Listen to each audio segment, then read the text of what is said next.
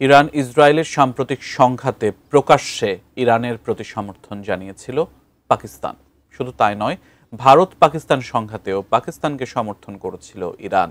ফলে এই দুই মুসলিম দেশের মধ্যে ঘনিষ্ঠ হয়ে ওঠে কূটনৈতিক ও সামরিক সম্পর্ক।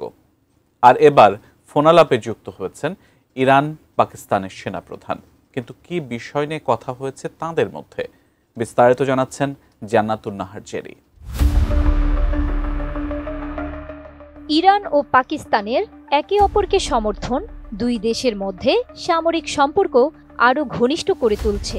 ইরান ইসরায়েল সংঘাতে ইরানের প্রতি প্রকাশ্যে সমর্থন জানিয়েছিল পাকিস্তান, আর ভারত পাকিস্তান সংঘাতে পাকিস্তানকে সমর্থন করেছিল ইরান, যা দুই দেশের মধ্যকার সম্পর্ককে এক অন্য মাত্রা দিয়েছে।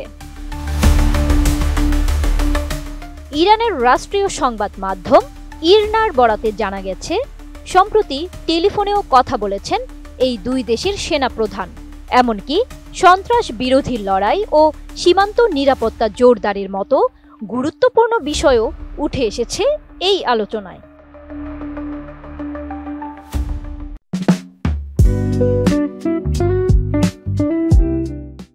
ফোনালাপে দুই সেনাপ্রধানই সীমান্ত সুরক্ষা জোরদার এবং সন্ত্রাসবাদ দমনে যৌথভাবে কাজ করার অঙ্গীকার ব্যক্ত করেছেন।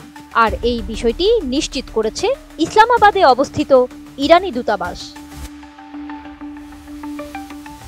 ইরানের রাষ্ট্রীয় সংবাদ মাধ্যম ইরনার খবরে বলা হয়, সাম্প্রতিক ইরান ইসরায়েল সংঘাতে পাকিস্তানের অবস্থানকে সাধুবাদ জানিয়েছেন ইরানের সেনাপ্রধান জেনারেল মুসাভি। তিনি বলেন, এই সমর্থন দুই দেশের বন্ধুত্বকে আরও দৃঢ় করেছে। এই ফোনালাপ এমন এক সময় অনুষ্ঠিত হলো যখন কয়েকদিন আগেই ইসলামাবাদ সফর শেষ করেছেন ইরানের নবনির্বাচিত প্রেসিডেন্ট মাসুদ পেজেশকিয়ান। সফরকালে দুই দেশই সীমান্তে সন্ত্রাস দমন ও শান্তি প্রতিষ্ঠায় সম্মত হয়।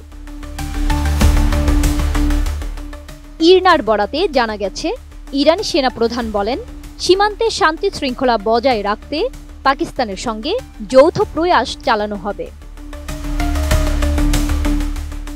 অন্যদিকে পাক সেনাপ্রধান আসিম মুনির বলেন, দুই দেশের সীমান্তকে ভ্রাতৃত্ব, বন্ধুত্ব ও অর্থনৈতিক উন্নয়নের প্রতীক হিসেবে গড়ে তুলতে হবে।